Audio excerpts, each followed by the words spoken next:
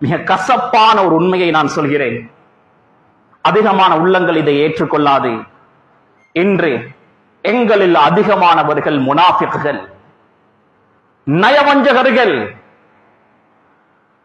முன்னால் சிரித்து பேசுகிறார்கள், அன்பாக கௌரவத்தோடு பேசுகிறார்கள். பின்னால் அவரை பற்றி புறம் பேசுகிறார்கள், குத்தி காட்டுகிறார்கள், அவதூறு சொல்கிறார்கள், சூழ்ச்சிகள் சதிகள் செய்கிறார்கள். இதுதானே நிஃபாக், இதுதானே நயவஞ்சகம், இவன் தானே முனாஃபிக். கண்ணியத்துக்குரிய சகோதரர்களே, பெரியோர்களே, ஒரு அரபு கவிஞர் மிக அழகாக சொல்கிறார், லவ் அன்னனா நஅலம் மா யுகாலு அன்னா ஃபீ கியாபினா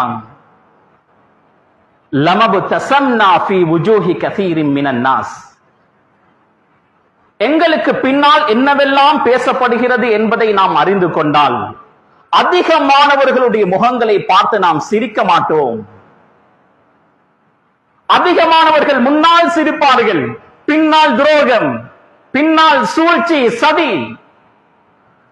இது முனாஃபிக்குடைய பண்பு. ரசூலுல்லாஹி ஸல்லல்லாஹு அலைஹி வஸல்லம் அவர்கள் சொன்னார்கள், இன்ன ஷர்ரன் நாஸ் துல் வஜ்ஹைன். மனிதர்களில் மிக மோசமானவன் இரட்டை முகமுடையவன்.